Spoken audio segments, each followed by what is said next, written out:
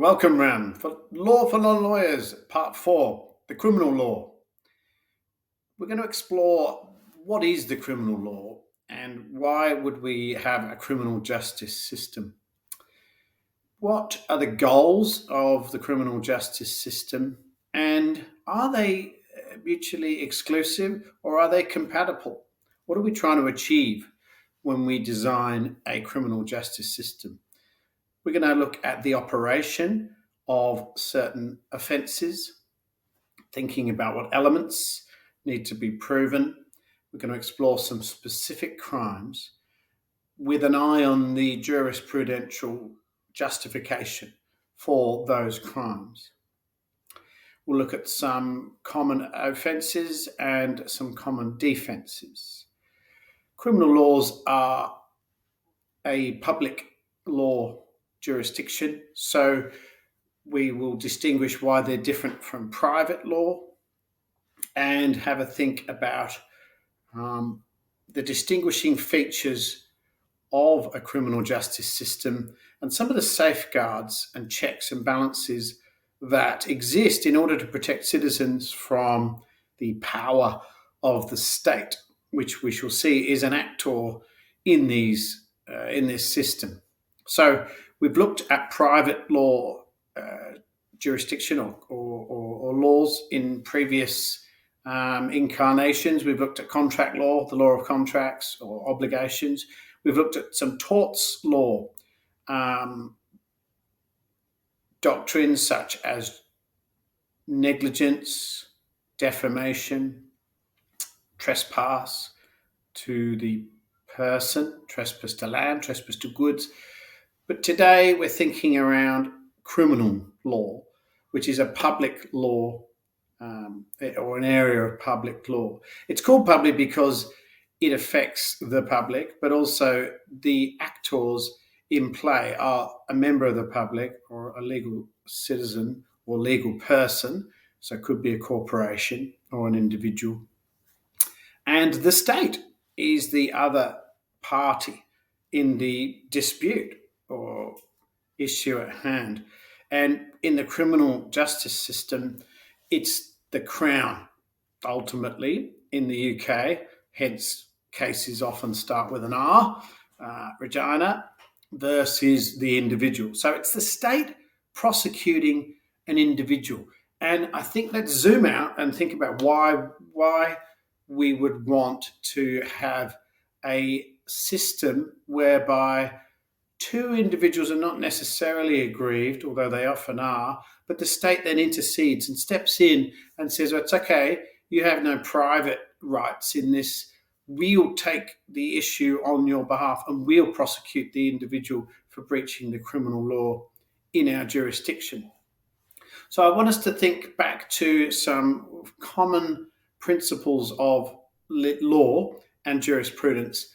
And we've seen before, haven't we, that a notion of keeping the peace is really fundamental in any kingdom or jurisdiction. And this is why we have the law of contracts has arisen, so that party A doesn't bump party B over the head when party B breaches the contract and fails to deliver the goods as agreed and perhaps is already paid for. We provide a civil remedy for that in the law of contracts. We are looking after A because they may have contracted to subcontract those goods and sell them on, and now they can't. So their reputation is damaged. So they really want to bump B on the head, but hang on, there's the tort of defamation. So if B goes around and says, oh, well, he was never going to deliver those goods. Well, hang on, I was, but I was let down by you. So we'll try and protect the reputation. We'll try and protect the contractual rights with contract law, with torts law.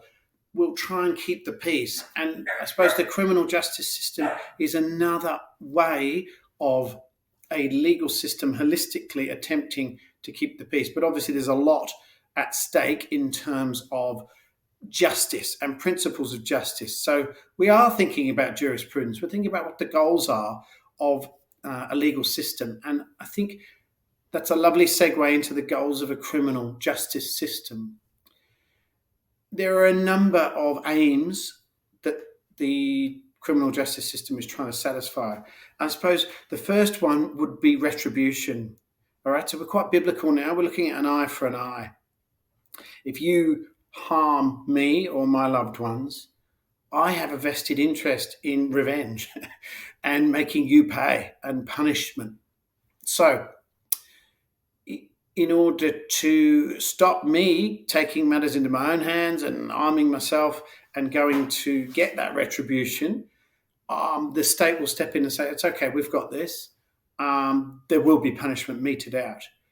So we're already thinking around culpability and just deserts and a biblical notion of an eye for an eye.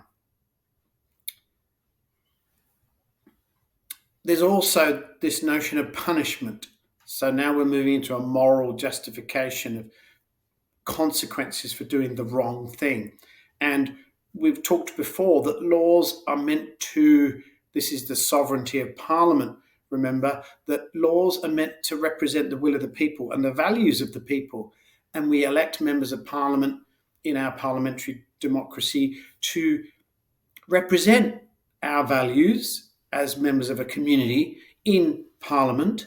And Parliament then legislates through those members of Parliament voting on legislation, getting through the House.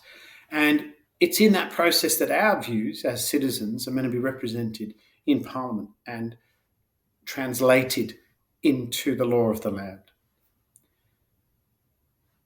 As citizens, we all have a right not to be hurt and harmed. These are our inherent natural law rights, human rights that we've talked about as well before. And there are issues around, well, where do they come from? Where's their legitimacy? Where's their source? And remember, legal positivists would claim that's utter nonsense and it's just a set of rules and there are no inherent rights. But our legal system has decreed that there is an interest in personal bodily integrity, and that's protected through a various number of means. And we looked at trespass to the person, assault, battery, false imprisonment, to protect those underlying inherent rights in humans, in humanity, in divine life. The criminal law will also protect that right to bodily integrity and safety by safeguarding a range of rights in the person or of the person. And if you hurt somebody, you may be financially need to recompense them in the tort of negligence or trespass to the person. But also in the criminal jurisdiction, there will be some punishment meted out. And the punishment would be imposed by the criminal law and its penalties. It's a penal system designed to punish. So it is punitive. So we've got retribution to stop mob retaliation, to stop citizens taking matters into their own hands. And then we've got punishment. Punishment is, excuse me, an interesting thing to consider. Dostoevsky wrote Crime and Punishment, which is a seminal classic in philosophy, psychology, and the law, because if you haven't read it, please do. But it sits in man's need for just deserts. And even if you get away with murder, perhaps you haven't. And in the end, you kind of need punishing in order to bring things to a close and have nature played out and to be able to move on with your life. So punishment is around natural justice. And again, back to the Bible, an eye for an eye. But it also acts as a deterrent, which is another goal of a criminal justice system. It's to say we are attempting to regulate human conduct. And you can think of law as a mechanism of regulation. And we're trying to impose rules and structure on society. We want certainty. We want predictability. We want foreseeability. That's what the system is trying to provide, with an overriding goal of keeping the peace. and keeping power where it is and affecting commerce, we'll see that we have the contract law to honour people's obligations, but we also have theft and property offences to protect goods, again, to justify or to enable the wheels of commerce to keep turning. And if I went out to work and my labours were converted into money and I brought it home, or I got my goods and then someone took it off me, well, where's my incentive to go and work the next day? There's no value in it. So to construct and create value, we protect property, both real and unreal, tangible and intangible, goods and rights, goods, land. It's all protected through the law in order to give value and certainty to those goods for trade, for commerce, for tax generation, and for the wheels of society to keep on turning. So we've got retribution, we've got deterrence, because we've got punishment. So we've got consequences for our actions. So if we're trying to regulate human conduct, you think back in the 1970s, there was a big push to try and stop an 80s drink driving, which was socially more acceptable than perhaps it is today. So there was a big push against that behaviour, and advertising, punishments and increased punishments, increased banning of licence, suspension, removal. And I suppose the last 10 years, think about mobile phone use in cars. 10 years ago, it wasn't such a big deal. They weren't that prevalent. Now research has come out that no such thing as multitasking. And if you're trying to send a text and in control of a motor vehicle at speed, your responsiveness and your focus is distracted and your chance of crashing is massively increased. And what's the impact of that? Death, carnage, chaos, an impact on the National Health Service and medical. So to reduce that cost, that risk, that damage, society's deemed, hang on, we don't want people driving cars whilst operating mobile phones. So increasingly, the fines have just massively increased from what was originally a slap on the wrist to now, well, in Australia, it's currently $495 fine and 4 points on your licence out of 12. So a third of your licence inhibited and a $500,000 fine. It's quite a consequence for pressing a button or glancing at an SMS. So, but it's working because mobile phone use is reducing in society. Once upon a time, only 5 years ago, you'd see people at the traffic lights, whereas now it's a red hot issue. Don't touch your phone. And the criminal laws achieve that by upping the ante, so much so that the consequence, the punishment, is to take your license, is to dock or hinder your license, your ability for that freedom to drive. So we've got punishment and we've got deterrence, because that punishment makes me drive my car and I hear the bing and I think, I'd like to look at that text, but I won't, because I can't afford to lose my license and I can't afford to pay the fine. The consequence, the punishment is so much, I'm not going to do that conduct. So the deterrence has worked. It has deterred my conduct. So that's a way of regulation of human endeavour or human conduct. So regulation is a spectrum. You can regulate conduct by awards in the workplace, best employee of the month, or industry standards and industry awards. That's all regulating conduct. And think about the law as kind of the stick, if you like, at the edge of acceptable conduct to govern, to draw a line, to manage conduct, and to force it or structurally, systemically contain it and curtail freedoms and say, no, that's our societal limit. And if you go beyond there are consequences. And as we shall see, they're severe. They are loss of liberty, being put in prison. I don't know about you, but I can't think of much worse punishments than being locked in a cage, perhaps with other undesirable cage lockees. Not a place you want to end up, a disaster. on any level to a free man or a free person. Not good. To lose your liberty, to lose your ability to earn money, to lose your freedoms, pretty horrific. And we've seen before in the trespass to the person, remember, false imprisonment, that's to look after your inherent right of freedom of movement. It's a fundamental right. So for the state to take that off you and to lock you up and take away your freedom is a big deal. Julian Assange in the news again with the UK's decision to extradite to the US. Regardless of the crime, the consequences are very real for Mr. Assange in terms of his loss of liberty and freedom.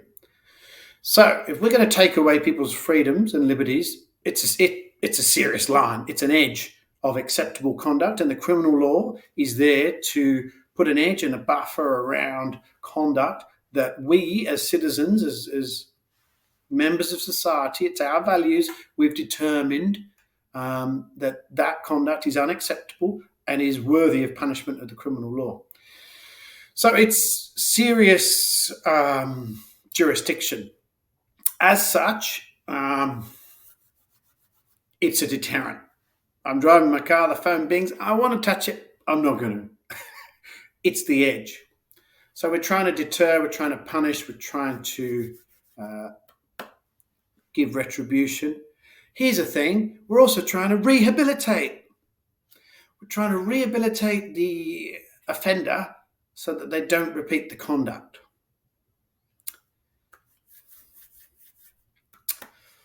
Okay, all right, that's because it's not, apart from life imprisonment, it's not a binary thing. Once you're a criminal, you're not a criminal forever. You can serve your punishment, do your time, and then you re-enter society. So one of the goals is that your punishment should aim your rehabilitation. Now, I did some videos with some judges called Views from the Bench, and I interviewed a Supreme Court judge who said to me, no one's ever been rehabilitated by going to prison, which is quite a profound statement. But it is well known, isn't it, that it's one of the best schools of crime is to go and hang out with a load of other criminals. So on one level, people aren't getting rehabilitated in prisons. And this is why in Northern Europe, Finland, Scandinavia, there's a massive push away from incarceration and imprisonment.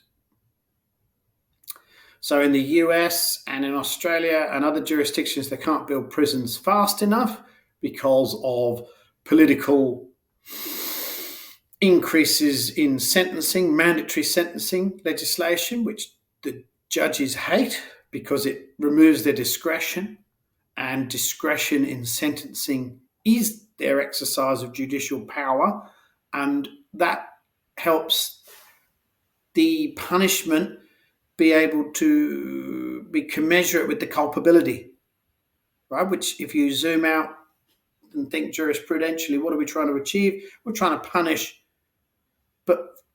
but for culpable conduct. It's not right, is it, that someone's punished for something they didn't mean or didn't intend? So there are some mechanisms in the law to make sure we are only punishing people who have criminal liability and criminal culpability, but there are some edges that get blurred there. We'll see negligent manslaughter is one, and corporate negligent manslaughter, when perhaps there is no intention, but there's carelessness, and that has been deemed enough to justify the criminal imposition of that sentence. So there are some leaks in the sieve. And I suppose another bit of issue is around mandatory sentencing, where politicians, often prior to an election, get tough on crime and tough on the causes of crime. And in the US, the famous 3 strikes and you're out rule, regardless of the gravity of the 3rd strike. So natural lawyers would say, that really rubs against notions of natural justice. and fairness and culpability. And it's only right if we're going to punish and take away people's liberties and lock them up and abuse, avail them to all that abuse that we know goes on in prisons behind locked doors. There's no way of protecting yourself. I was saddened by a case in Australia where an individual, Carl Williams, who was, sought after for many years and then finally caught and incarcerated, and he was up to no good, but eventually was murdered in prison. Isn't that terrible that society has taken his liberties, caught him, prosecuted him, proved guilty, locked away, and then whilst in the care of the state, with inability to defend himself, was murdered. So if we're going to do all that, it's right that there's culpability that attracts that level of punishment, and by politicians legislating mandatory sentencing for certain crimes, whereby if you're found guilty, there is no discretion on the sentencing. There's no discretionary sentencing. The judge's hands are tied, and we know that through Part 1 of Law for Non-Lawyers, Supremacy of Parliament and Parliamentary Sovereignty, that if the legislation tells the judge, you must, if convicted, you must give this punishment or penalty, it removes the discretion of the judge to be able to take into account the circumstances of that particular case in front of them and to fine-tune that punishment to fit. So the judiciary do not like mandatory sentencing for that very reason. In explaining that, I have touched on the final goal of the criminal justice system, and that is incarceration. If a member of society can't behave themselves and they're caught, and maybe they're repeatedly caught, but for whatever the reason, a custodial sentence is warranted or mandated or prescribed in the legislation, then you will be removed from society and will take you out. You cannot play, you're too rough, out of the game, we'll lock you up. Incarceration. So that's another goal of the criminal justice system, is to remove bad eggs and lock them up to let the rest of society carry on. So it's a serious consequence. As such, we have different standards of proof than we do in the civil law jurisdiction. You may recall from the law of contracts and torts that we've discussed, the burden of proof often lies on the person asserting the claim. So in negligence law, Lord Denning famously decreed, he who sues must assert. I think he said it more poetically than that. He who brings a claim must prove it. He who asserts must prove. So if you're claiming a tort, you need to prove. The burden of proof is on you.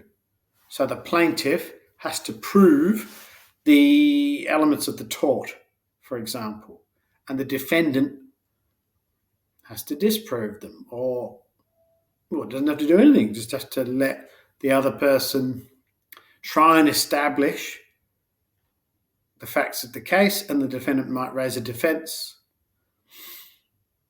Not so in a criminal jurisdiction. The accused does not have to prove anything. The burden of proof falls upon the state. So that's the Crown, the Department of Prosecution. Police gather the evidence, put it forward, and the Department of Public Prosecutions decide whether there's a reasonable likelihood of success at trial and whether to press charges and go to court. Oftentimes the police will put a spray of alleged offences in the hope of then negotiating, removing some by removing some and trying to get the alleged or the accused to agree to some lesser charges.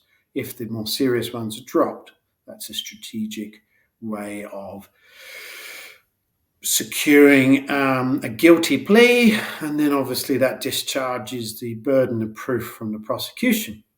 They don't have to bother. It's quicker, it's cheaper, it's in everyone's interest. So that's a burden of proof. Where does the burden of proving the elements lie?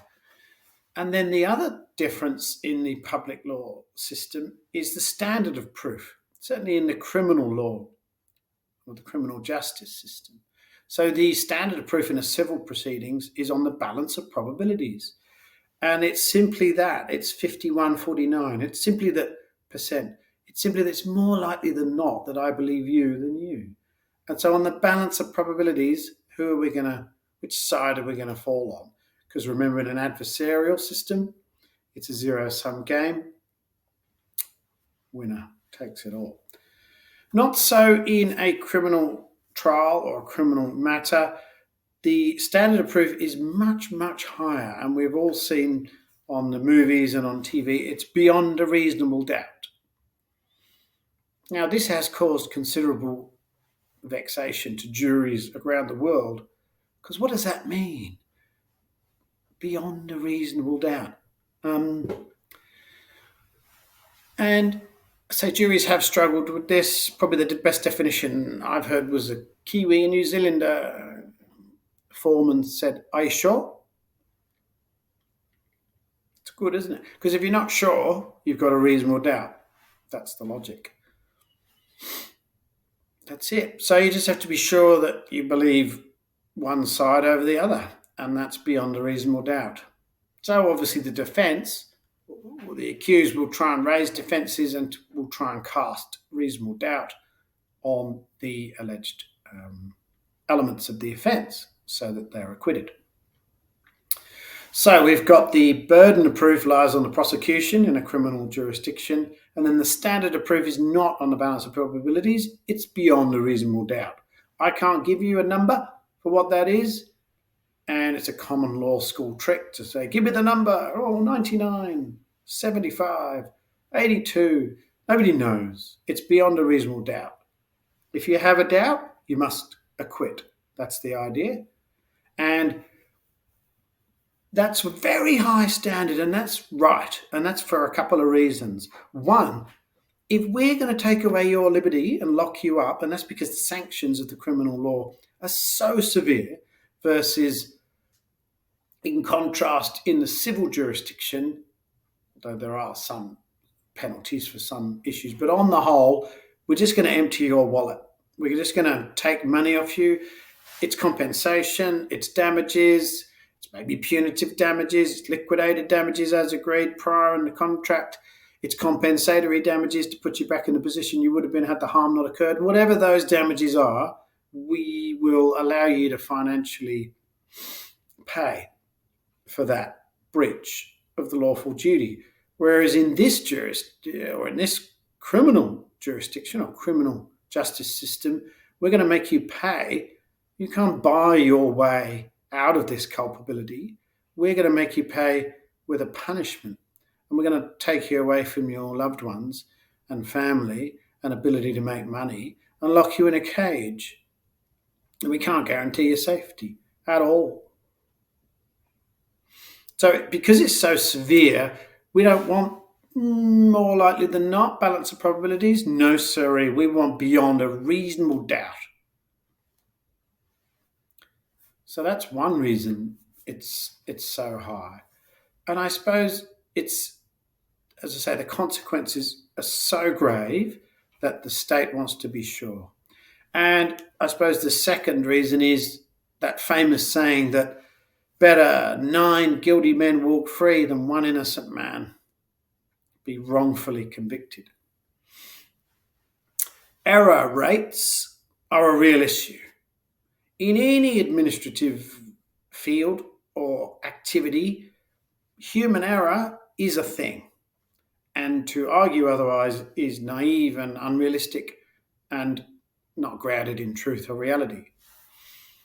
This is probably the biggest argument against a death penalty. Because mistakes happen. Evidence gets falsified. people don't tell the truth,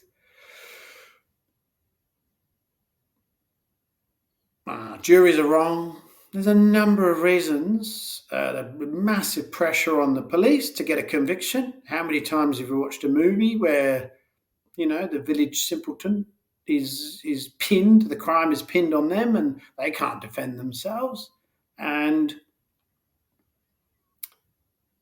money is a big issue, isn't it? And it shouldn't be, but it is.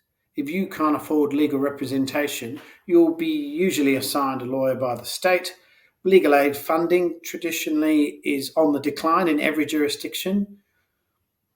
As the courts are clogged up, litigation increases. I once read a book around language and the law, which the principal take home was that a bad case argued well has a better prospect for success at trial than a good case argued poorly, which is a real humdinger if you think about it. Isn't that wrong? That you could have all the right cards, but if you play them poorly, if you've got bad legal representation, you might come unstuck. More so than someone with worse cards, but with better lawyers. That's not wrong. That's a breach of natural justice. That's unfair. But it happens. Justice Michael Kirby of the High Court of Australia famously described Australia's legal system as a two-tier system. There's a Rolls-Royce and, a Ford Mondeo. He didn't use those words, but that works. Version.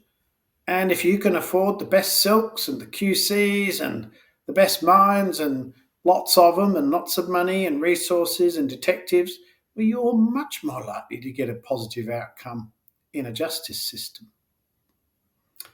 Which is not right, is it? On a justice notion level, that's a problem.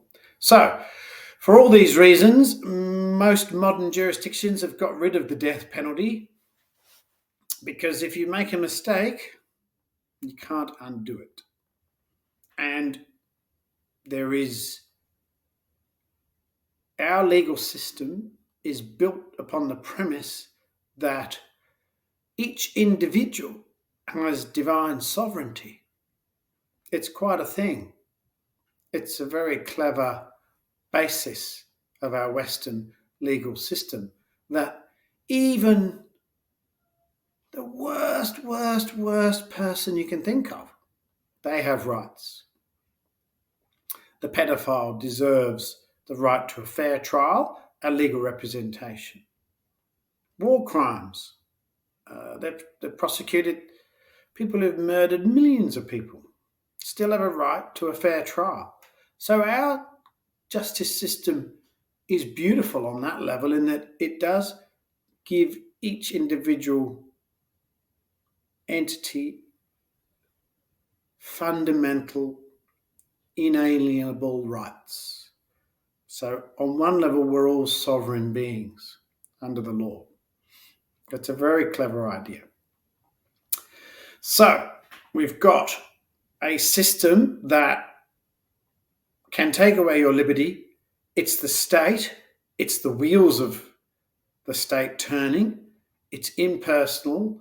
It takes the victim kind of out of the picture. It's only recently, with the introduction of victim statements, that the victim in a crime has anything to do with it, other than reporting it and providing evidence to the police. Usually, at that point, the victim steps out, and it's the state that will go and then condemn the behaviour. All right, so we've got higher standards of proof, and the burden of proof falls on the state. Let's have a think about the elements of a criminal offence. There are two that we need to be mindful of in any criminal offence, and that is the mens rea and the actus reus. Let's think about the actus reus first. The actus reus of theft of an apple would be to take the apple, and the definition of theft is the permanent deprivation of the goods from the rightful owner. All right, so that's in the Crimes Act, definition of theft, permanent deprivation with the intention to deprive. So we've got the taking of the apple from the greengrocer, the act of it, the actus reus, but it must be accompanied with the mens rea, which is the mental element, which is the intention to deprive. If I accidentally steal the apple, I put it in my basket and I forget to pay and I walk out, well, maybe they'll have trouble proving the mens rea element. Oh, I meant to pay for that. It was at the bottom of my basket. I forgot. All criminal offences start off with this proposition, an intention or a mental element. Now, that could be at various levels of abstraction or culpability. Culpability is correct. I can intend to take the apple, and that's intention. I could be reckless whether I take the apple. Now, the law of recklessness is quite complex, but in a nutshell, it is where you turn your mind to the possibility of something happening and then you give it willful disregard. You go ahead and do it anyway. That would be recklessness. It used to be a subjective test in the UK until Lord Diplock ruled in Caldwell that it needs to be an objective test to avoid the individual getting away with it by virtue of their not turning their mind to the issue. So let me zoom back and help put this in context. So previously, well, up until Caldwell, it was a subjective test. Caldwell, I think he messed around with some gas mains with the pipes to get free gas to his apartment, and he did so in such a manner that it blew up and killed a lot of people. So was he reckless? And it was reckless. Was recklessness, that would have been the mental element, because he physically did touch the gas and alter it so that it exploded. So he did the actus reus, but did he have the mens rea, the mental element for criminal culpability? Now, he argued he had no intention of blowing the flats up, and that was agreed. Okay, he didn't intend it.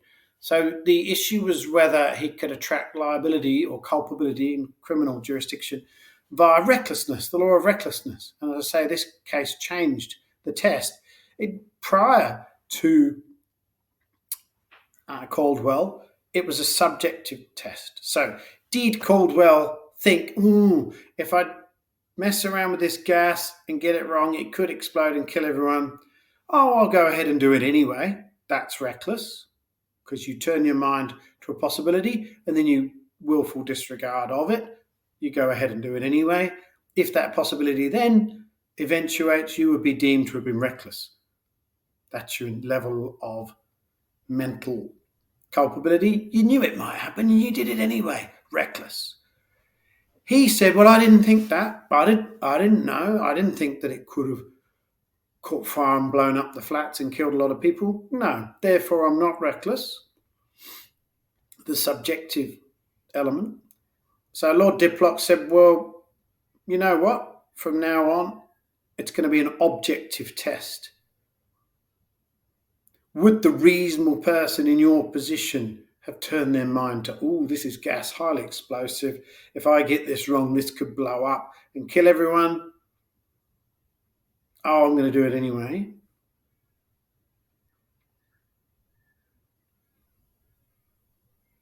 And Lord Diplock ruled that should be the law, that the subjective test was no good anymore, because it would have let Caldwell get away with murder. So the law of recklessness shifted from a subjective to an objective test. Now that has consequences, right? And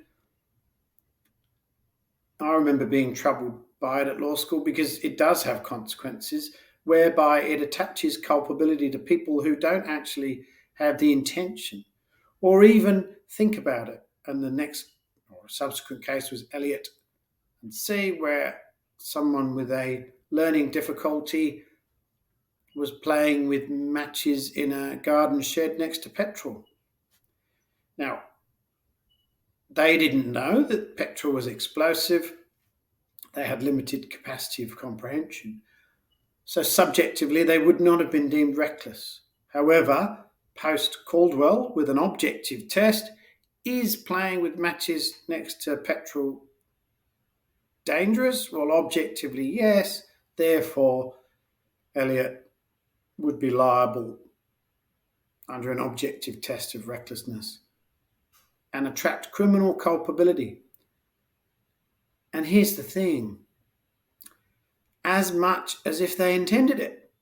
Because if recklessness is the mens rea threshold for culpability, so intention, recklessness, and we'll get in a second to negligence, if recklessness is the culpability that will satisfy the mens rea element of the offence, and we've got the Actus Reus, we've got the playing with matches, and we've got the kaboom, if you allow an objective recklessness test, well, then you do attach culpability to people who perhaps did not actually have any mental culpability. But there you go, you've just objectified conduct and you've turned,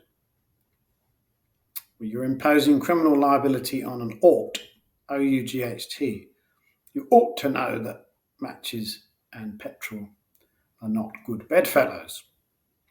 So that's an issue. But anyway, it still stands, that case, objective test to the law of recklessness. So I intend to blow up the block of flats or steal the apple. I'm reckless. It might blow up. I don't care. I'm going to do it anyway. And then the lowest criminal culpability test is negligent. Now that is objective. That's failing to do what the reasonable person would have done.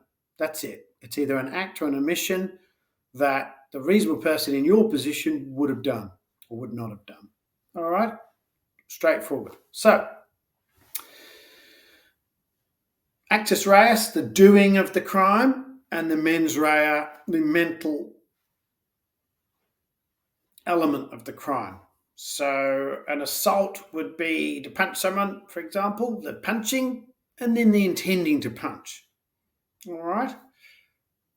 There's your Actus Reus and the mens rea, the law of assault.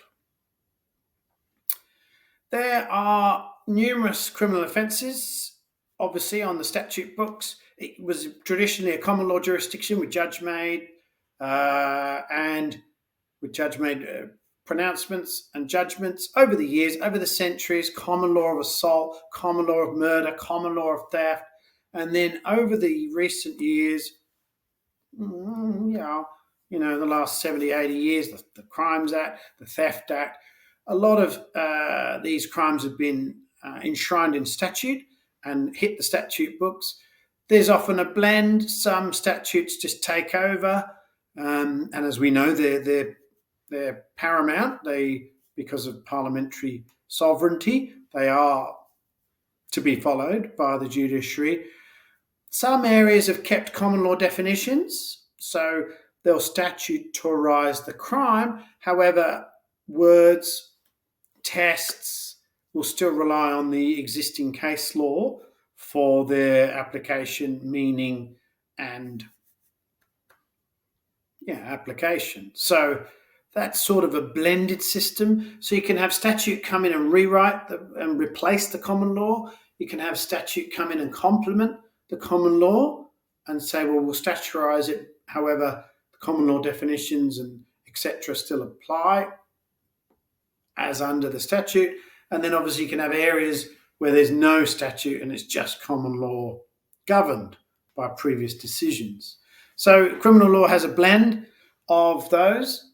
Some areas have been heavily statute, and the common law still exists in the background, if you like, to give granular effect to those the interpretation and the application of the statutes. Common law assault quite simply, we've looked at battery and assault in torts. It's the same idea in crime, although they don't do a distinction between battery and assault. It's just the interference and bodily contact with someone else. You can have a physical and a non-physical assault. You have threats of violence. You can have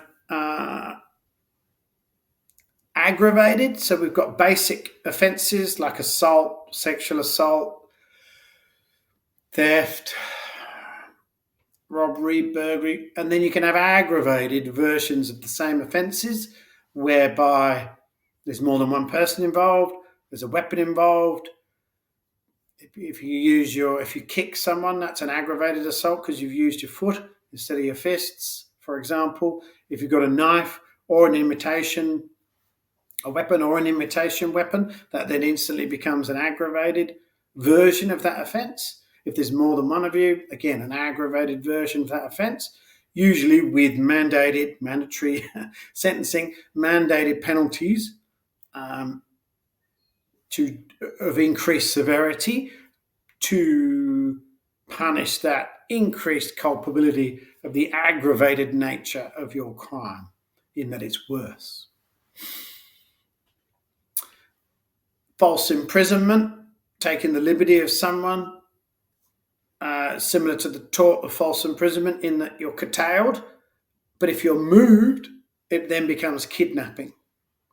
So a subtle difference.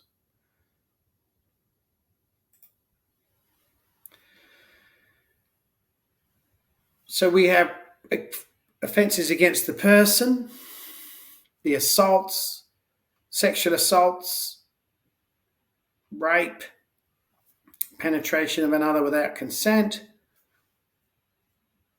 All sexual assaults are essentially assaults but with a sexual nature. And then the big ticket item, which is homicide, which is the taking a life of another without lawful cause or justification.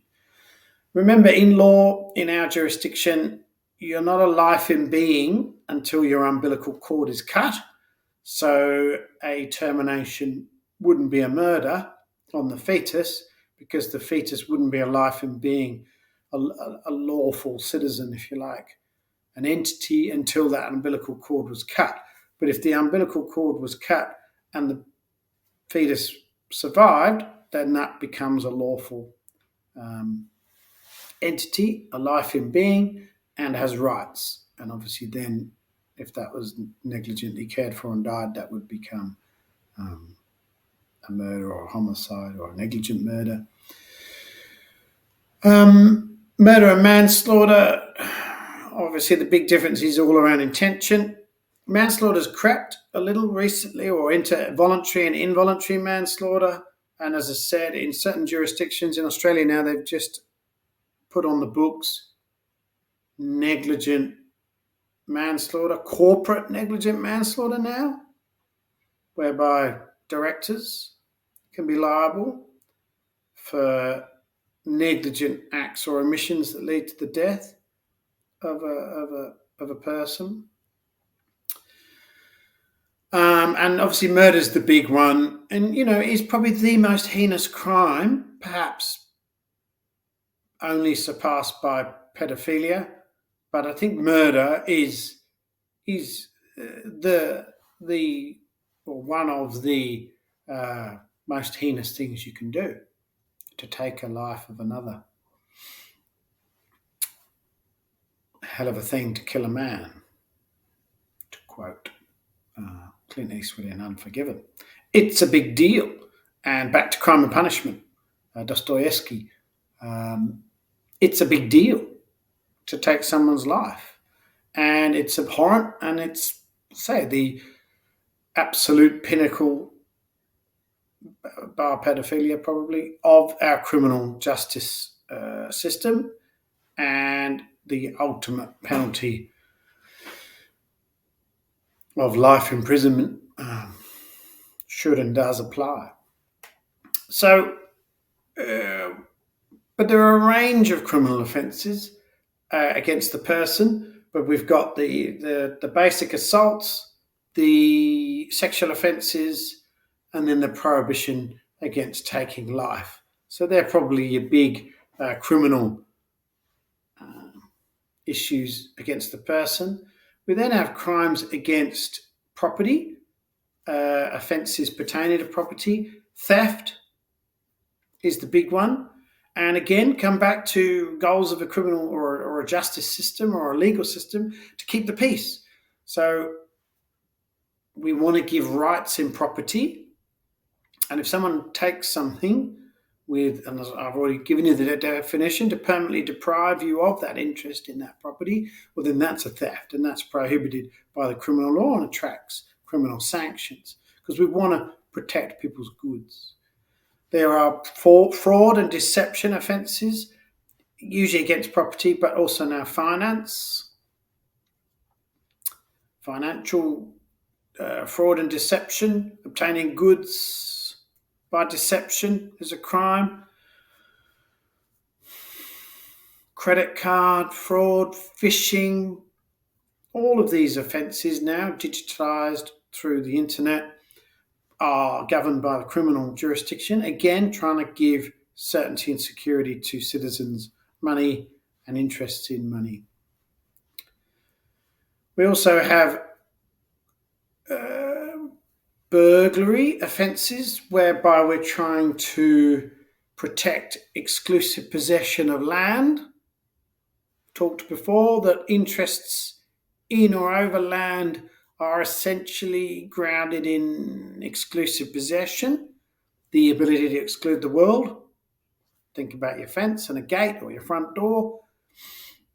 You don't have people just walk in and sit on your couch in the evening. What have you got? Nothing.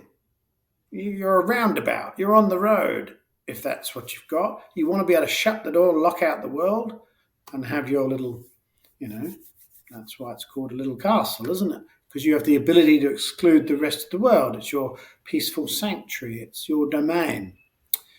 So to protect your exclusive possession of your property rights, we have offences of burglary, whereby people can't come into your house and take your stuff, which would be robbery.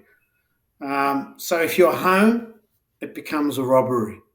And that's to protect you in your house. So it's even more important if you're in bed asleep. It's one thing to come home and your house has been burgled and you weren't there. My exclusive possession's been interfered with. My goods there's been some theft of my goods during a burglary. That's distressing. But if you're at home, sleeping, and someone's creeping around your house, that's a whole nother level of... They're really invading your space. You're there. And they're still coming in. So that's a much more severe offence, which is why people leave lights on and deter. Burglars don't want to be committing a robbery. They don't want you to be home. It's a whole another layer or gravity of offence with much, much, much harsher penalties. There are then aggravated forms of both burglary and robbery, where, as I said before, you're acting in concert with another, or you have a weapon. These would all then, going armed, these would all then become aggravated offences.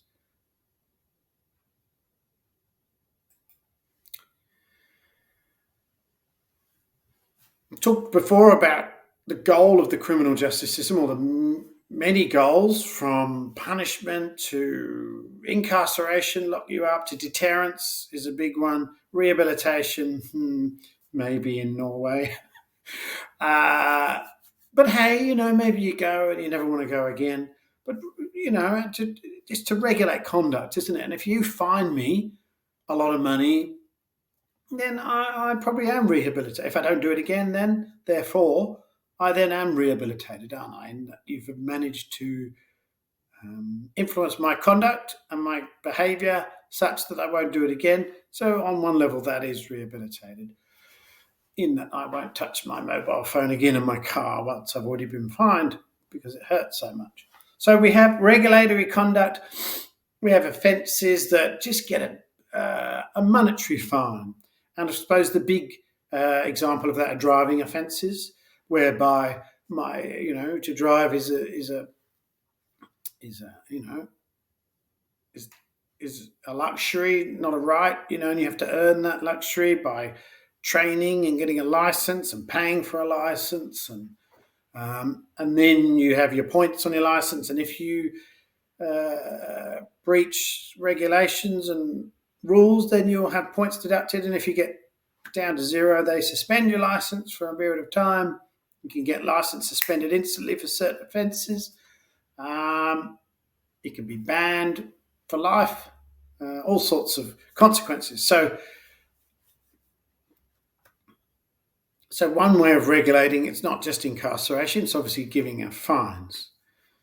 We have, in driving offences, what they've done is to remove the mens rea element of the offence. So the actus reus, the act of speeding, say the speed limit's 30 miles an hour, the act of driving at 32 miles an hour is the actus reus of that offence because you've breached the speed limit. And they've just decided that we're not going to bother proving the mens rea, that the offence is really hinged around the actus reus itself. So that would be a strict liability offence, whereby liability attracts from the actus reus alone. And the justification is twofold, I suppose. One, that you're in charge of the vehicle, you're responsible, you went over the speed limit. And two, for the administration of justice, if we had to prove that you knew every time, it'd be impossible to run the system, administer the system. So for ease of administration and to attract culpability, well, you were driving. So there are many things that are strict liability. If you crash in the back of someone, then it's just deemed to be your fault. And the act of crashing into them, that's enough, really, to solidify or crystallise the elements of the offence and to attract criminal liability. And the culpability is justified by, well, you shouldn't have been driving so close. Even if they braked randomly and quickly, well, that's still your duty to have a braking distance adequate to enable you to stop. So driving offences are a very common way of normal citizens to bump into the criminal law. We're not burglary, we're not armed robbery of banks, we're not international smugglers, we're not assaulting people, we're not threatening people, we're not fraudsters, but we do drive, and that's probably most people's bumping into the criminal justice system. Other matters of public affray, youth exuberant, alcohol-fueled, maybe public urination. Many a young lawyer up in front of the Law Institute trying to explain away any brushes with the law. Now, there are a range of firearm offences. This is another separate category. This has been certainly in jurisdictions that have banned firearms in general use, obviously not so in the US, which has consequences, as we see frequently, of mass shootings, the readily available access to guns and ammunition, unfortunately enshrined currently in the US Constitution of the right to bear arms, but no such enshrined right in the UK. Licensing regulations, mandating cabinets that are lockable and ammunition kept in separate cabinets, and probity checks on licensees and licensing requirements and training requirements, etc. So all of those basic offences we've looked at, whether they're assault, burglary or robbery, they become aggravated if accompanied with a firearm or an imitation firearm. And the reason for the imitation is because as a victim, I don't know if it's real or not. And it doesn't matter, does it? The fact is the offender is purporting to have a weapon, a firearm, that'll do. It doesn't need to be real. There are public offences of riot and affray, keeping the peace, public order, often used during protests, etc. Offences around prostitution and sex work, different in different jurisdictions. I think society's getting more evolved and more open to the fact that it's an old profession and there is some benefit in regulating it and protecting sex workers and acknowledging them as an industry and participants of an industry so that we can curtail the rise of HIV and other sexually transmitted diseases and offer physical protection to young and vulnerable people who who are engaged in that work. There are stalking crimes and intervention orders, almost anticipatory. You can IVOs in the US, they're called intervention violence orders, I think they're called in some jurisdictions, where often in domestic violence situations, which are categorised as intimate partner violence, and doesn't have to be physical, could be psychological, could be threatening or controlling behaviours, economic violence, etc. Could be a range of influences that are unfair and prohibited. So people can apply to courts via the police for intervention orders, which attract significant criminal sanctions for breach, giving people peace of mind and keeping alleged potential future offenders or current offenders out of their grill and within X hundred metres away. Cybercrimes. This is interesting.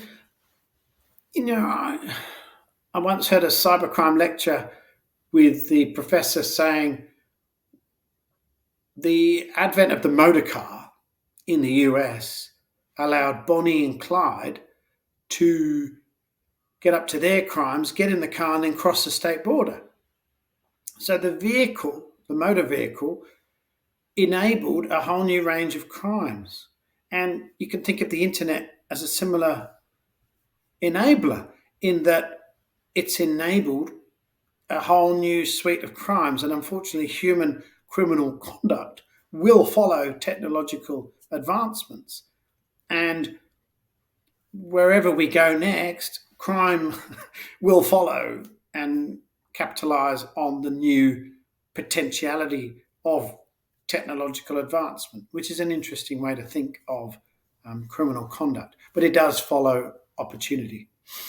So cybercrimes, phishing, hacking, stealing data breaches, customer breaches, money, they're all new crimes that need to be regulated by the criminal justice system. Now, there's a lovely example of an area that will be governed by statute because we haven't got time for the common law to catch up through cases and litigation and prosecutions. So oftentimes the financial crimes have been sort of stretched or there's new crimes just been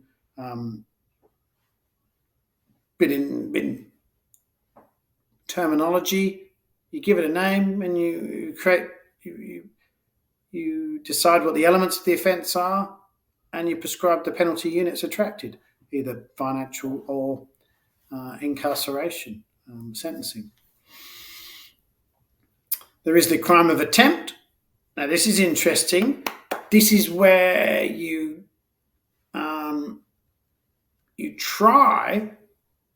got the mens rea, you try and do the actus reus, you're not quite successful, but we're going to bring forward the criminal liability. We don't need you to carry it out. The fact that you've tried to carry it out is enough. So that's an attempted robbery, an attempted burglary.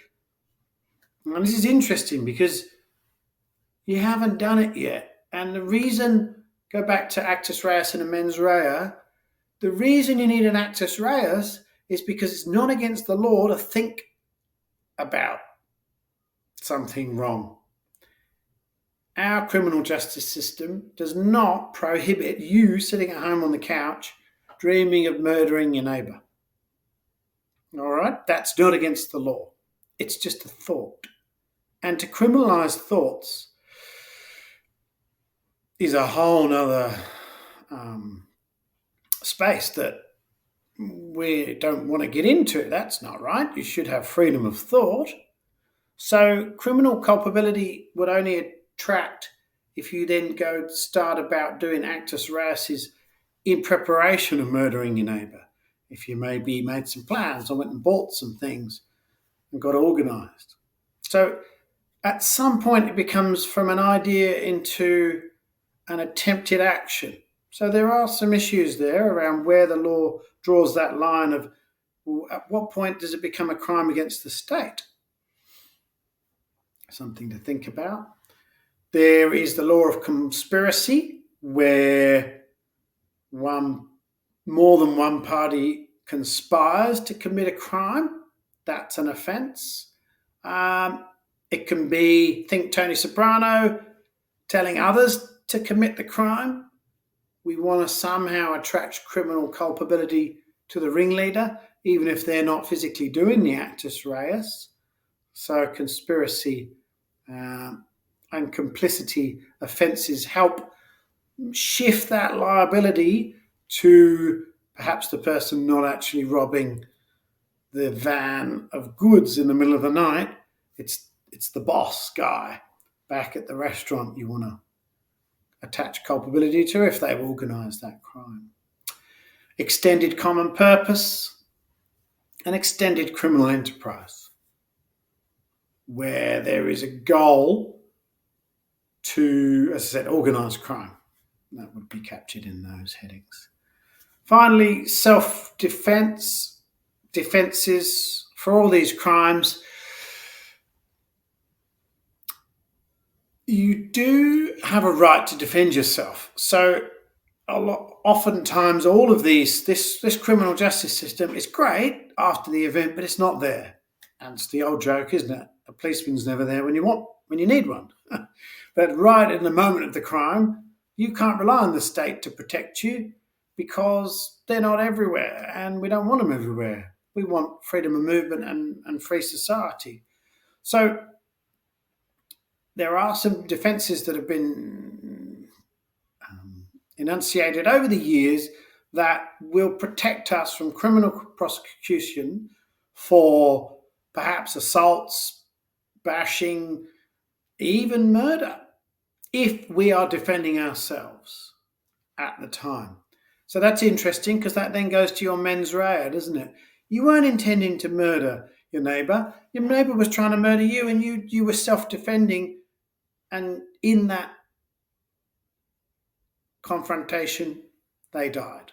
So you were never intending on murdering them, but in your self-defense. So self-defense is a key defense in case your actions attract criminal culpability and liability under the criminal law. I suppose the key thing to think about with self-defense is that your response is proportionate. You can't take a gun to a knife fight. You wouldn't be able to claim that self-defense. It's disproportionate to the threat you were faced. So I think that's the cornerstone of self-defense. And if you can keep that in mind, you're most of the way there.